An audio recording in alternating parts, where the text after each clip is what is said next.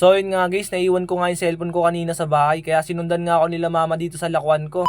Ayun na yung may-ari ng cellphone. At so yun nga guys, dito dumating na nga ako kung saan nagantay sa akin sila mama. So yun nga guys, bago nga ang lahat, ikukwento ko nga muna sa inyo kung paano ko nga nalaman na sinundan nga ako dito nila mama sa lakuan ko. So yun nga, naiwan ko nga yung cellphone ko sa bahay, then dito ko na nga nalaman na wala pala akong dalang cellphone. Kasi pagkakuha ko nga sa lagayan ko ng cellphone, wala nga akong nakitang cellphone. Doon ko nga lang napagtanto na naiwan ko na nga yung cellphone ko sa bahay. So yun nga, hinayaan ko na nga yun kahit wala akong dalang cellphone, kasi anong oras na nga rin ako dumating dito sa lakuan ko at kailangan ko na talaga magtinda ng sorbetes. At so yun, pinagpatuloy ko na nga yung pagtitinda ko ng sorbetes nun, pero lumipas nga yung mga isang oras ay may dumaan nga sa akin tricycle driver na yung mama ko nga raw ay nakausap niya at inaantay nga raw ako sa pila ng tricycle. At nung time nga na yun ay hindi talaga ako makapaniwala, kasi hindi ko talaga in-expect na susunod talaga sa akin dito sila mama sa lakuan ko. So ayun nga yung nangyari kanina guys, kaya nung nakuha ko na nga yung cellphone kay mama, agad na nga din silang umuwi, kaya pinasakay ko na nga sila dito ng tricycle. Tol, ingatan mo mama ko tol ha.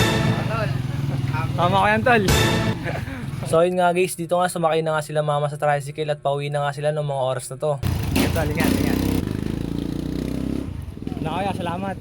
At nung nakalis na nga sila mama, agad na nga rin ako umalis dito para maumpisahan ko na nga rin maglako ng sorbetes. So yun nga guys, nandito na nga ako sa lugar kung saan nga ako sinabihan ng tricycle driver. Kaya dito na nga rin ako mag-uumpisa maglako ng sorbetes. At bago nga ang lahat guys, ay maraming salamat nga pala ulit sa mama ko, dahil kahit malayo nga itong lakuan ko, ay pinuntahan niya talaga ako para mayatid nga lang yung cellphone ko. At so yun nga guys, umalis na nga ako sa lugar kung saan nga ako sinabihan ng tricycle driver, at itutuloy ko na nga dito yung paglalako ko ng sorbetes. At dito nga guys, tumabi na nga ako kasi may tumatawag sa akin dito, bibili nga raw siya ng sorbetes. At buns pala yung bibili niya sa akin dito, kaya agad na nga ako kumuha ng buns dito para maumpisahan ko na nga rin malagyan to ng sorbetes. At dito nga guys, nagumpisa na nga ako maglagay ng sorbetes sa may buns. At dito natapos ko na lagyan ng sorbetes yung buns, kaya sinarado ko na nga yung cooler ko at agad ko na nga itong binigay sa kanya.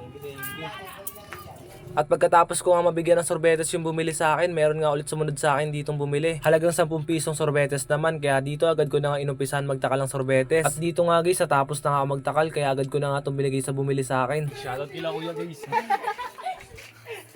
Diba? So yun nga guys, dito nga dinumog na ako nila kuya. Lahat nga raw sila ay napapanood yung mga vlog ko, kaya maraming salamat talaga sa inyo sa panonood ng mga vlog ko. Wala, bayar mo na vlog mo. Shoutout dito guys. Nagpapalo ako dito guys. Benta rin sa akin.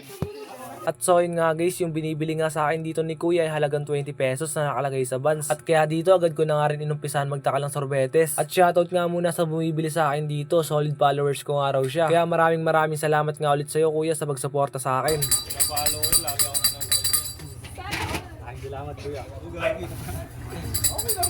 At dito nga guys, nabigay ko na nga yung buns kay kuya. Mapapanood ka pa sa vlog. At dito binigay ko na nga yung sukli niya. At dito nga guys, yung sumunod na bumili sa akin dito ay halagang 20 pesos nga rin na nakalagay sa buns. Kaya dito agad na nga rin ako kumuha ng buns para malagyan ko na nga rin to ng sorbetes.